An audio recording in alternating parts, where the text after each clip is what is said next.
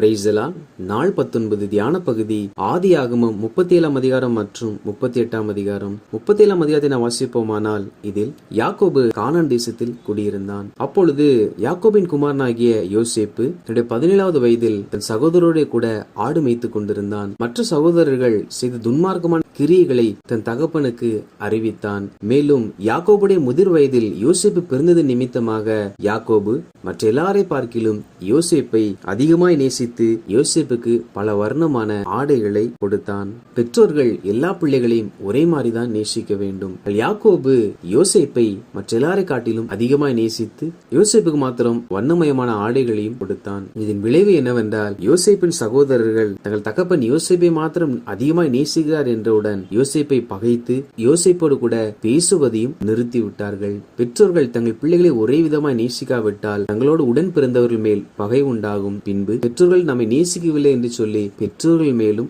பகை உண்டாகும். இதற்கு காரணம் பிள்ளைகளை சரியாய் நேசிக்காத பெற்றோர்கள் தான். இன்று சிலர் இளைய பிள்ளைகளுக்கு அதிகமாய் செல்லம் கொடுப்பார்கள். நாம் ஒரு நாளும் அப்படி நடந்து கொள்ள கூடாது. தேவனிடத்தில் எந்த ஒரு பட்சபாதமும் இல்லை. அதே போல பெற்றோர்கள் தங்கள் பிள்ளைகளை ஒரே விதமாய் நேசிக்க வேண்டும். இல்லாத பட்சத்தில் பிள்ளைகளுக்குள் பகை உணர்வு உண்டாக ஆரம்பிக்கும். மேலும் யோசேப்பு ஒரு நாள் ஒரு சொப்பனத்தை காண்கிறார். அந்த சொப்பனத்தில் யோசேப்பும் யோசேப்புடைய சகோதரரும் வயலில் அறுத்த அரிக்கட்டுகளை யோசேப்பு கண்டார். அதில் யோசேப்புடைய அரிக்கட்டு மாத்திரம் நிமிர்ந்திருந்ததாம். மற்ற எல்லா அரிக்கட்டுகளும் யோசேப்புடைய அரிக்கட்டுகளை வணங்கினதாம். இந்த சொப்பனத்தை கேட்டவுடன் யோசேப்பின் சகோதரர், நீ எங்கள் மேல் அதிகாரம் செலுத்துவாயோ, நாங்கள் உன்னை வணங்குவோமோ என்று சொல்லி யோசேப்பை இன்னும் அதிகமாய் பகைக்க ஆரம்பித்தார்கள். மேலும் சில நாள் சென்ற பின் யோசேப்பு இன்னொரு சொப்பனம் காண்கிறார். அதில் சூரியன், சந்திரன், 11 நட்சத்திரங்கள் இவை அனைத்தும் யோசேப்பை வணங்கினதாக அந்த சொப்பனம் இருந்தது. இதை யோசேப்பு தன் சகோதரருக்கும் தன் தகப்பனுக்கும் முன்பாக இவைகளை அறிவிக்கிறான். அப்பொழுது யாக்கோபு யோசேப்பின் மேல் கோபம் கொண்டு,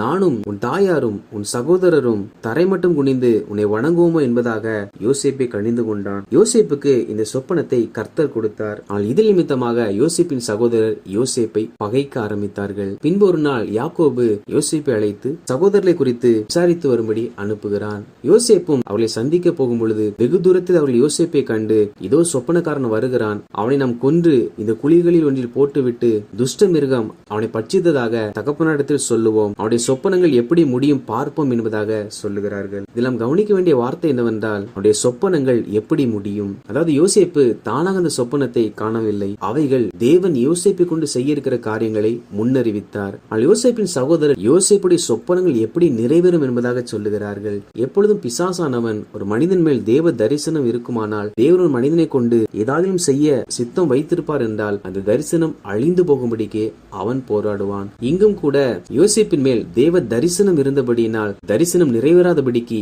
யோசேப்பை கொலை செய்ய வேண்டும் என்று இவர்கள் இருதயத்திற்குள்ளாக பகைகளை பிசாசானும் உண்டாக்கி யோசேப்புக்கு எதிராக கிரியை செய்தான். ஆனால் அவர்கள் சகோதரில் ஒருவனாகிய ரூபன் யோசேப்பை இவர்கள் கரத்திலிருந்து தப்பிக்க வேண்டும் என்று சொல்லி, அவனை கொல்ல வேண்டாம், அவனை இந்த குழியில் ஒன்றில் போட்டு விடுவோம் என்பதாக சொல்லுகிறான். இவர்கள் பேசிக் கொண்டிருக்கையில் யோசேப்பு கிட்ட வருகிறார். யோசேப்புடைய அந்த வஸ்திரத்தை உரிந்து யோசேப்பை நீர் இல்லாத வெறும் குழியில் போட்டு விட்டார்கள். என்பவர்கள் சாப்பிட்டுக் கொண்டிருக்கும் பொழுது இஸ்மவேலுடைய கூட்டத்தாரை கண்டார்கள். அவள் எகிப்திற்கு போய் அங்கே வியாபாரம் பண்ணும்படி சென்றார்கள். இதை பார்த்தவுடன் யூதா, நாம் யோசேப்பை கொள்வதினால் நமக்கு என்ன லாபம், அவன் நம் சகோதரனா இருக்கிறான், எனவே நாம் அவனை இவளிடத்தில் விற்று விடுவோம் என்று சொல்லி யோசேப்பை குழியிலிருந்து தூக்கி அவள் கரத்தில் விற்று விடுகிறார்கள். அவர்கள் யோசேப்பை எகிப்திற்கு கொண்டு போனார்கள். இதற்கு பின்பாக அவர்கள் பலவர்ணமான அங்கியை யாக்கோபிடத்தில் காண்பித்து, இதனுடைய குமாரனுடைய வஸ்திரமாய் பாரும் என்பதாக சொல்லுகிறார்கள். அதில் அவர்கள் ஒரு ஆடை அடித்து அவருடைய இரத்தத்தை தோய்த்து கொடுத்தபடியினால் யாக்கோபு அதை பார்த்து புலம்பி தன் வஸ்திரத்தை கிழித்துக் கொண்டு யோசேப்புக்காக அநேக நாள் துக்கத்தோடு கூட இருந்தான். மற்ற சகோதரர்கள் அவரை ஆறுதல் படுத்த நினைத்தும் கூட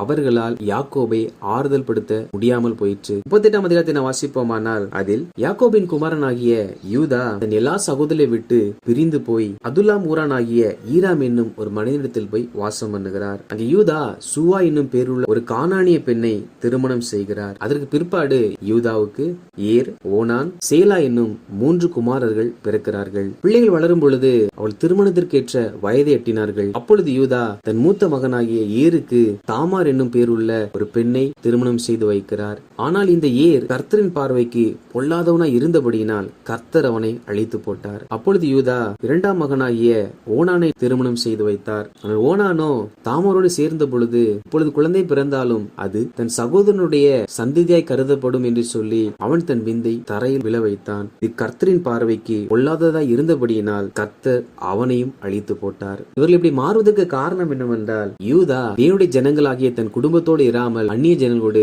வாசம் பண்ணினார். ஆபிரகாம், ஈசாக்கு, யாக்கோபு ரட்சிக்கப்பட்டவர்களே திருமணம் செய்து கொண்டார்கள். யூதாவோ ரட்சிக்கப்படாதவளை திருமணம் செய்தான். இதன் விளைவாக ஒரு பிள்ளைகளும் ரட்சிப்புக்கும் கர்த்தருக்கும் தூரமானவர்களாய் இருந்தார்கள். நம்முடைய பிள்ளைகள் நம்முடைய பார்வைக்கு எப்படி இருக்கிறார்கள் என்பது நமக்கு முக்கியமல்ல, அவர்கள் தேவனுடைய பார்வைக்கு எப்படி இருக்கிறார்கள் என்பதே மிகவும் முக்கியமான காரியமாகும். காரணம், பிள்ளைகள் பொதுவாக பெற்றோரிடத்தில் நல்ல பெயர் எடுக்க வேண்டும் என்று சுபாவங்கள் எல்லாவற்றையும் மாற்றிதான் பேசுவார்கள், செயல்படுவார்கள். ஆனால் அவள் கர்த்தரின் பார்வைக்கு சரியில்லாதவர்களாய் காணப்படும் பொழுது நாம் சரியாய் இருந்தாலும் அவர்கள் சரியாய்விட்டால் கர்த்தர் அதற்கு தண்டனை கொடுக்கிறவராக தான் இருப்பார். மேலும் இதில் ஓனான் தன் விந்தை தரையிலே விளைவிட்ட பொழுது கர்த்தரனை அடித்தார் என்பதாக சொல்லப்படுகிறது. அப்படி என்றால் சுய புணர்ச்சி என்பது ஒரு பெரிய பாவம் என்பதை இதை வாசிக்கும் போது நம்மால் புரிந்து கொள்ள முடிகிறது. இன்று மருத்துவர்களும் அவைகளை தவறு இல்லை என்று சொன்னாலும் பரிசுத்த வேதாகமும் மனிதனுடைய விந்து வீணாக சிந்தப்படும் பொழுது அது தண்டனைக்குரியது என்பதாக ஓனானில் வாழ்க்கையில் நடந்த சம்பவத்தை நம்மால் வாசிக்க முடிகிறது.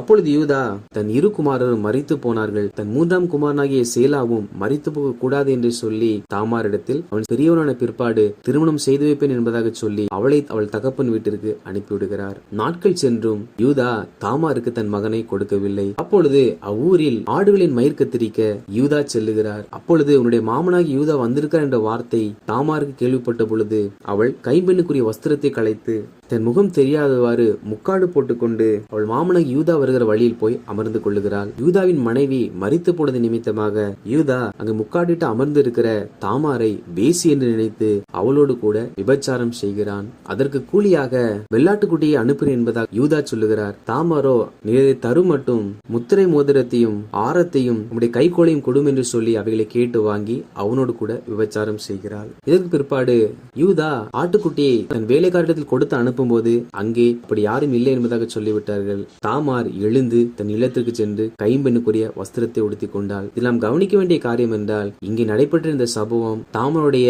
தாய் தகப்பனுக்கு தெரியாதிருந்தது. இன்று பிள்ளைகள் வீட்டில் ஒரு வஸ்திரம் தரிக்கிறார்கள், வெளியில் ஒரு வஸ்திரம் தரிக்கிறார்கள். வஸ்திரம் என்பது அவர் உடுத்திக் கொள்கிற ஆடையே அல்ல, அவருடைய பேச்சுக்கள், அவருடைய நடக்கைகள் எல்லாம் பெற்றோர் முன்பாக ஒரு விதமா இருக்கும். ஆனால் அவள் பெற்றோரை தாண்டி அவருடைய வார்த்தைகளும் நடக்கைகளும் வித்தியாசமாய் இருக்கும். இன்று அநேகர் இப்படி வீட்டில் ஒரு வேஷமும் வெளியில் ஒரு வேஷம் தரிக்கிறவர்களுமாய் தான் இருக்கிறார்கள். எனவே கர்த்தருடைய பிள்ளைகளாகிய நாம் நம் பிள்ளைகளை ஒழுக்கமாய் கர்த்தருடைய பாதையில் வழிநடத்த வேண்டும். உலகத்தின் பிள்ளைகள் இப்படிதான் சீர்கெட்டு தங்கள் நல்ல வாழ்க்கையை கெடுத்துக் கொண்டிருக்கிறார்கள். நாமோ நம் பிள்ளைகள் மேல் மிகுந்த எச்சரிக்கை உள்ளவர்களாய் இருக்க வேண்டியது மிக அவசியம். இவைகளுக்கு பின்பு ஏறக்குறைய 3 மாதத்திற்கு பிற்பாடு மருமகளாகிய தாமார் வேசித்தனம் பண்ணி கர்ப்பம் தரித்திருக்கார் என்பதாக யூதாவுக்கு அறிவிக்கப்பட்டது. அப்பொழுது யூதா உக்கிர கோபம் கொண்டு அவளை வெளியே கொண்டு வாருங்கள், அவளை சுட்டரிக்க வேண்டும் என்பதாக சொல்லுகிறான். அப்பொழுது தாமார் யூதாவிடத்திலிருந்து வாங்கின முத்திரை மோதிரம், ஆரம், கைகோள் இது 3ஐயும் கொடுத்து இது யாருடையதோ அவர் நிமித்தமாய் நான் கர்ப்பமான என்பதாக சொல்லுகிறார். அவைகளை பார்த்தவுடன் யூதா என்னை காட்டிலும் அவள் நீதி உள்ளவள் என்று சொல்லி என் குமாரனே அவளுக்கு நான் தான் கொடாமல் போனேன் என்று தன் தவறை உணர்கிறார். இன்று மனிதர்கள் பிறர் தவறு செய்தால் அவர்களை கண்டிப்பதற்கு மும்முரமாய் இருப்பார்கள். அவளை தண்டிக்க வேண்டும் என்றும் சொல்லுவார்கள். ஆனால் அதை தவறை தாங்கள் செய்தால் தங்கள் தண்டிக்கப்பட வேண்டிய குற்றவாளி என்பதை ஏற்றுக்கொள்ள மாட்டார்கள். நாம் நம்மை எப்படி பார்க்கிறோமோ அதே போல்தான் பிறரையும் பார்க்க வேண்டும். நாம் செய்கிற தவறுக்கு நாம் மன்னிப்பை எதிர்பார்ப்பதை போல பிறர் செய்கிற தவறுக்கும் நாம் மன்னிப்பை கொடுக்கிறவர்களாக காணப்பட வேண்டும். இதற்கு பிற்பாடு தாமாருக்கு கர்ப்பத்தில் 2 பிள்ளைகள் பிறந்தார்கள். மூத்தவனுக்கு பாரேஸ் என்றும் இளையவனுக்கு சேரா என்றும் பெயரிடப்பட்டது. வாசித்த இந்த அதிகாரிகளின்படி கர்த்தருடைய ஜனங்களாகிய நாம் நம் பிள்ளைகளை ஒரே விதமாய் நேசிக்கிறவர்களாக காணப்பட வேண்டும். மேலும் நம்மை குறித்து ஒரு தரிசனம் வைக்கப்பட்டிருக்கும் என்றால் அந்த தரிசனம் ஒரு நாளும் அழிக்க யாராலும் முடியாது. நமக்கென்று தேவன் கொடுத்த தரிசனத்தை அவர் நிச்சயமாய் நிறைவேற்றி முடிப்பார். மேலும் தேவனை அறியாதவர்களை திருமணம் செய்து கொள்ளாமல் தேவன் ரட்சிக்கப்பட்டவர்களை திருமணம் செய்து நம்முடைய பிள்ளைகளும் நம்முடைய பார்வையில் எப்படி இருக்கிறார் என்று பாராமல் தேவனுடைய பார்வையில் அவர் எப்படி வாழ்கிறார் என்பதை ஒவ்வொரு நாளும் பார்த்து அவர்களை கர்த்தருக்கு உகந்த வாழ்க்கை வாழும்படி நாம் வழிநடத்த வேண்டும். நம் பிள்ளைகள் வீட்டில் இருப்பதை போல வெளியும் இருக்கிறார்களா என்பதை நாம் உறுதி செய்து கொண்டு அவர்கள் வீட்டில் ஒரு வேஷமும் வெளியே ஒரு வேஷம் தரிக்கிறவர்களாய் இருந்தால் அவர்கள் மாறும்படிக்கு நாம் உத்தரவாதம் பண்ணி ஜெபிக்கிறவர்களாய் காணப்பட வேண்டும். நிச்சயமா நாம் ஜெபிப்போம். ஆண்டவராகிய கர்த்தர் நம் பிள்ளைகளை அவர் தாமே போதித்து சரியான பாதையில் வழிநடத்துவாராக. ஆமேன்.